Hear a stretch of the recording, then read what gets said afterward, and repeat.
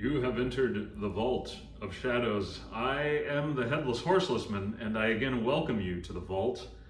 Today, here on the channel, we're going to look at what I consider to be a modern Halloween mask classic. Now, that is going to not be agreed upon by everyone in the Halloween Michael Myers mask fan community, and that's okay. Because we all have to have separate beliefs and separate opinions. Otherwise, it would all be very boring, right?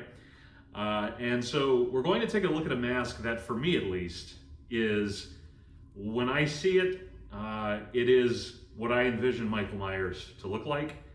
It is a mask I have worn, yes, even without a head now, for 5 years.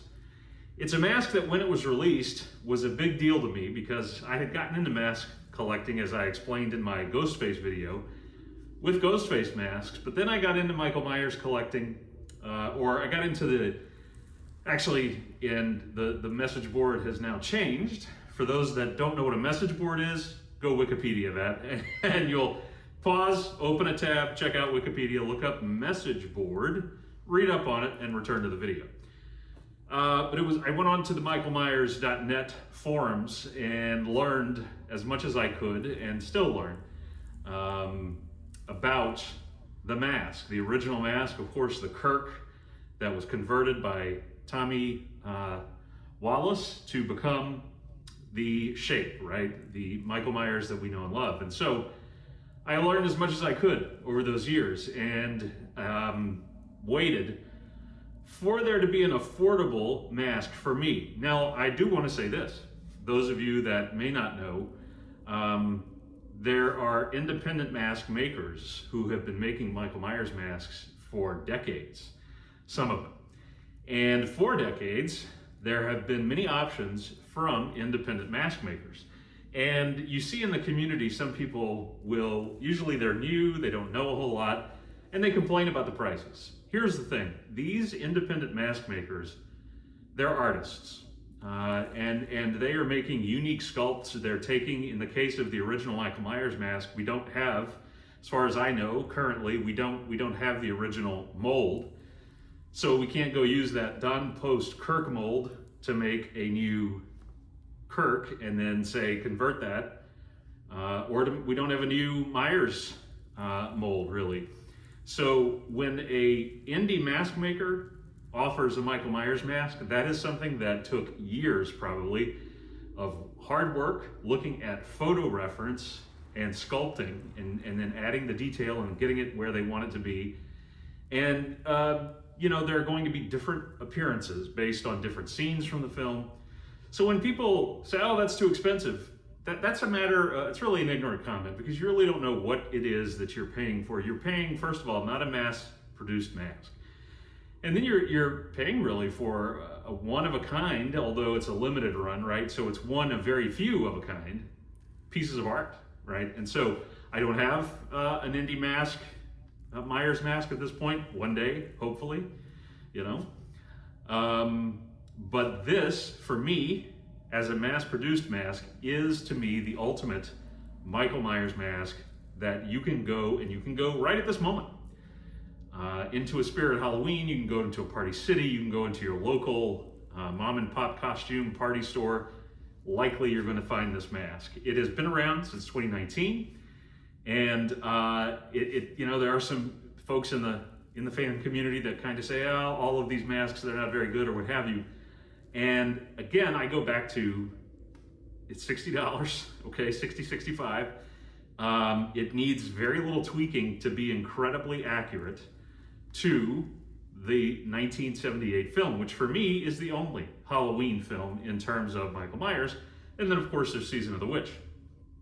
And so I don't know what more people want. Certainly if you want something of a higher quality, you feel the sculpt isn't right, whatever it may be with a mass-produced mask, well, then you go and you get an indie mask. And so I don't see the reason some collectors, some fans will bash this mask, and others made by Trick or Treat Studios.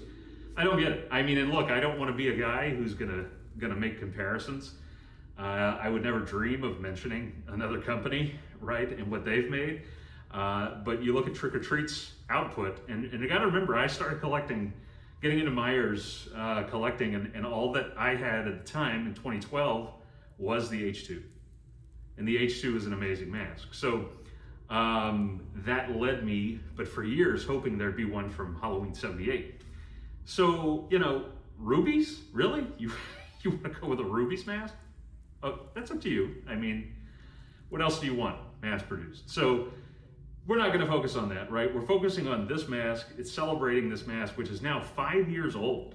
And I wonder if there's going to be an update at some point. I don't know what more you could do. I certainly think the hair can be improved.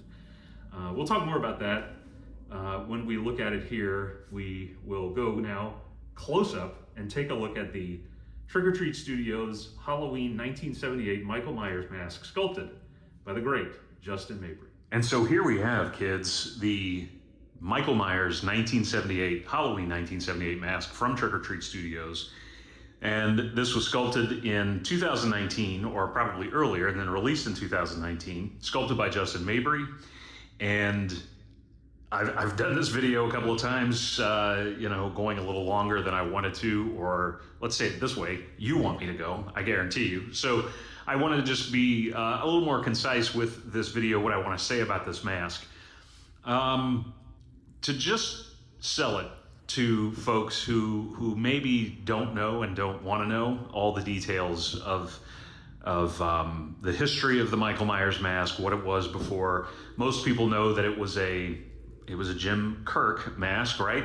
A Captain Kirk mask made by Don Poe Studios, 1975, and then that was used by Tommy Wallace for the first Halloween film, and it was modified to look as you see before you into this appearance of Michael Myers, and that involved removing some of the elements of that mask, and then adding other elements until this look was achieved. So those elements include removing, as you can see now, this of course is not a Kirk that's been converted, so this is all sculpted details. So there would have been glue here and here where the eyebrows for the Kirk were. Those were ripped off. There are also these lines here on the side of a Michael Myers mask, most, right, the ones that are faithful, I should say. They're gonna have these lines here. These are glue lines as well for where the sideburns were, and as you can see, this one is especially long, and of course, the Starfleet issue, or required Starfleet sideburn in Star Trek is pointed, right? So you can see where this wouldn't have come across here, it would have come up to a point. That's how they had to cut their sideburns in the future in Star Trek. So a little Star Trek trivia for you there. So the Kirk was converted and it became this. Now, there are also, if you've ever seen a Kirk, and I'll try to put an image in right here, so you can get an idea, having looked at that Tommy Wallace cut out the eyes more, and he, again, ripped off the hair here, leaving this hair, which was blonde, right, blondish. And so he sprayed that with brown hair color, or black hair color, which is Streaks and Tips is the brand. And he spray painted this mask with what he said was a fish belly white. It was an appliance spray paint. And behold, we get the Michael Myers mask. Now, there's also wear on the mask. Not you're wearing the mask, but wear as in from being handled. So that paint, when Nick Castle, who was the primary actor who portrayed the Shape, who portrayed Michael Myers, with a mask on, he might pull on the nose, he might pull between the eyes to remove the mask, the lips. And then of course, usually there's going to be some missing paint here, flesh tone comes through. So those are elements that you look for. Those are elements that would make this an accurate Michael Myers mask, accurate to the film. If you buy a mask, say, again, I don't like to compare, but Ruby's for several years had, they had something close to, and now again, I think they have a Halloween 2 kind of sort of mask, and it doesn't have a lot of these qualities, and it doesn't have this sculpt. So what Trick or Treat did with the Halloween 2 license was they were able to slip in a few masks, all sculpts from Justin Mabry, who was an independent mask maker before he co-founded Trick or Treat Studios with Chris Zeffiro. And so they worked his in, even though they didn't have the license to the first film, they worked them in calling them different names, right, that were from parts of Halloween 2. So you had an Elrod mask, it was called after Mrs. Elrod. You had one was a hospital mask, you had one that's a Tramer mask. Those masks were all just different Mabry sculpts that he had done himself. They worked those into the line. But the mask of those that was the only one that would fit my giant head at the time, even though I didn't have it attached to my body, but still a consideration, was the Halloween 2 mask. And it was a great mask. And then this came out. And I remember when this was released, and I remember the 2018, Halloween 2018 mask, not really liking the movie. And let's just not even talk about those movies, but the masks, Christopher Nelson, just incredible artist, did a beautiful job with those sculpts. And I wanted to own one, and it was made for people with very, very small heads, and it was not going to fit even the space where my head used to be. It was not right for me. It wasn't a good fit. So this, when it came out, was a dream come true. This mask here, now it should be noted that independent mask makers usually, again, working from photo reference, they may make a mask that is based off of a particular scene, because the Myers mask looks different in every scene of the film, more or less, depending on lighting, depending on who's wearing the mask, depending on how it's shot. So all of those things will affect the mask, and you're going to get something different.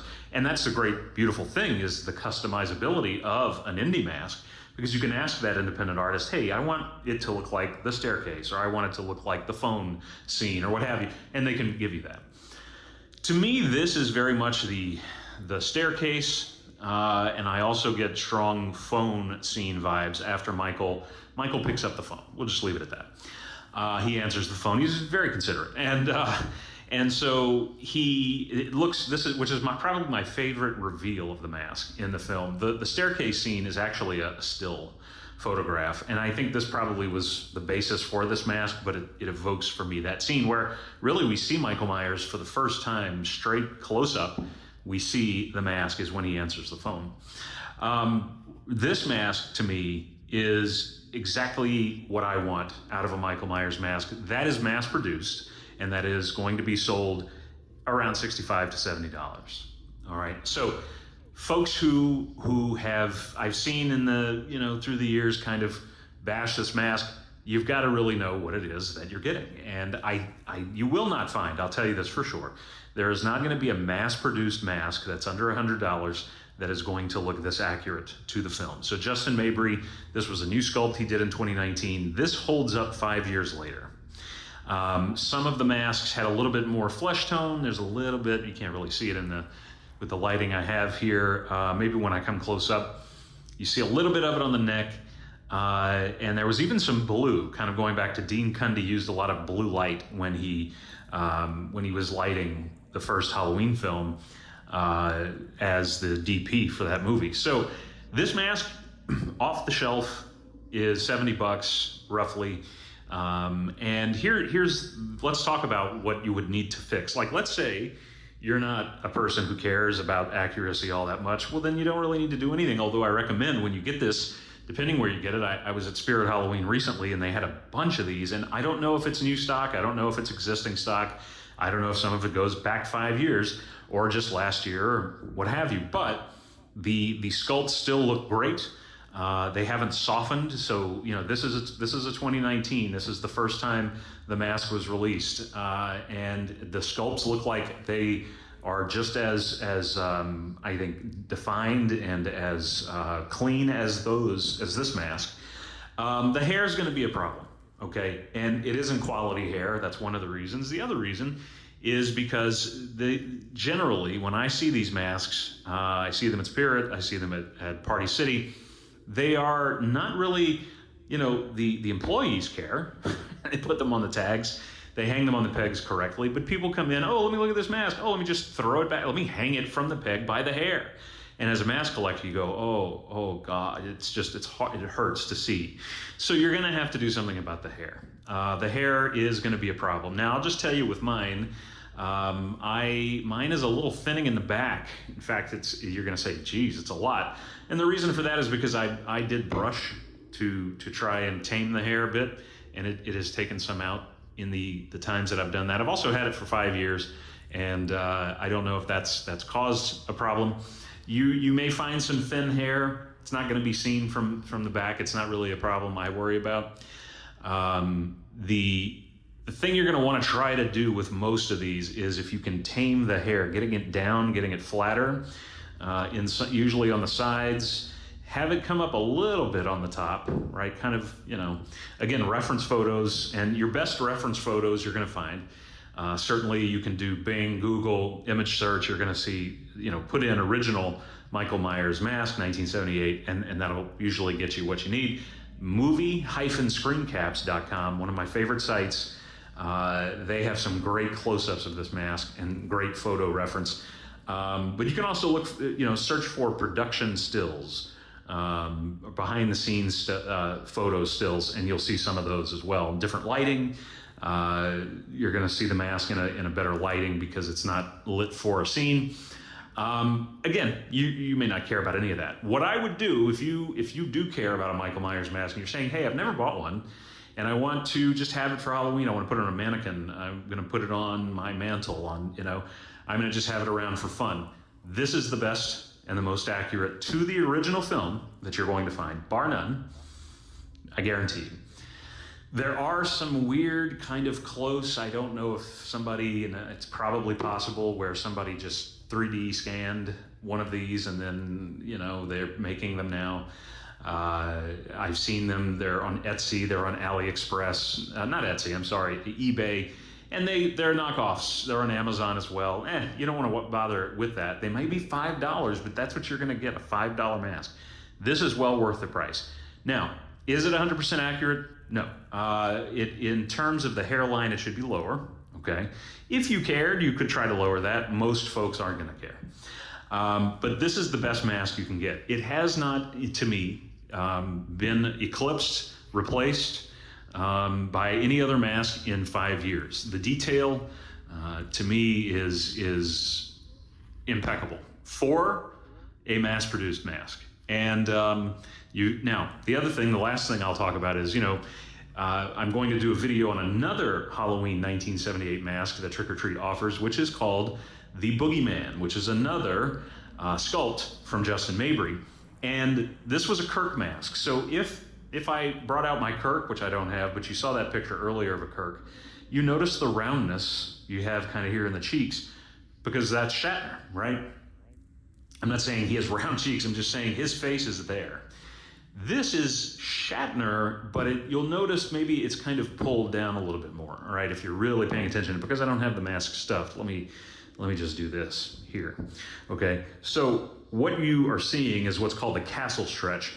When Nick Castle was wearing this mask, one, he had a big mop, not a mop, he had almost like a fro. It was big, I have hair envy, especially since I don't have a head. I also have head envy, but he had huge, lot amount of hair, and that kind of pushed the mask up. It fit tightly, and then his chin fit in here where the chin is, of course, but he opened his mouth slightly. Doing that brought in what fans call the castle stretch. It elongated the face, and it made it a little bit more eerie. It gave it a little, I don't know, it gave it a quality that makes it, to me, Michael Myers. If you don't have the castle stretch and you have a mask without the castle stretch sculpted in, until you put it on and you reproduce the castle stretch, it's not completely Michael Myers to me, right? Of course, there are scenes where the castle stretch isn't there because Nick Castle's not wearing the mask, but to me, most of the time, this is Michael Myers. It's sculpted in, so you don't have to do that. You do in the Boogeyman, and we'll look at that when we look at the Boogeyman. But this has got the built-in castle stretch, so you'll notice the mouth is slightly open as a result, because that happened when Nick Castle was opening his own mouth. It pulled it down a little bit, opening the mouth of the mask. This, to me, again, is just a classic. This I look forward to putting on every year. When I'm not wearing it, it is on a bookcase here in the vault, and I pass it every day and admire it. I just love this mask. I one day would love to have Nick Mulpagano, who's one of the most talented, talk about independent artists. He is a tremendous talent, and he does rehauls of this mask. If you have one of these and you're like, I really hate the stock hair, Nick can replace this hair for you. And if you want it to be weathered more, he can add weathering. Not big on weathering myself. This is just about what I would want weathering wise, but I'd love to get some better hair. Nick will put on better hair for you. He'll style it to look accurate to the film. He'll make sure that the hairline is messed up, rough as it should be, and lower here. You can't go wrong. Look him up on Facebook's probably the easiest way. Just search Nick Mulpagano, Mulpagano. And be sure to go check him out on Facebook. Check him out also on YouTube. I think on YouTube I think he's Singing with Nick. I forget what his YouTube exact, but if you search Nick Mulpagano also on YouTube, his channel comes up. Wonderful content. He's incredible talent. Justin Mabry, you can follow him on Instagram, Trick or Treat Studios as well. But this mask, kids, you're going to find this just about anywhere you go. It's at your Spirit Halloween. It's at your Party City. And if you want a Michael Myers mask, you will not find anything that beats this at retail mass-produced mask prices. So we're going to do a 360. The last thing that I want to show you, or just to tell you, is if you do want to go costuming, right, for Halloween as Michael Myers or whomever it is you know that wants to do that, or you're going to just have this as a decoration of a kind, buy a jack-o'-lantern like I have mine here, whatever it may be sure that you light it correctly. We never really see Michael Myers in full light close-up. And anytime you see a production photo, it's going to be lit because they want you to see the detail of the mask. It doesn't look scary. When you light this mask correctly, well, he comes alive. And that's what we're going to do here in the 360. So, kids, thanks for watching this latest installment in the Vault of Shadows. Until next time. I met him 15 years ago. I was told there was nothing left. No reason, no conscience, no understanding, and even the most rudimentary sense of life or death, of good or evil, right or wrong. I met this 6-year-old child with this blank, pale, emotionless face and the blackest eyes, the devil's eyes. I spent 8 years trying to reach him, and then another 7 trying to keep him locked up, because I realized that what was living behind that boy's eyes was purely and simply evil.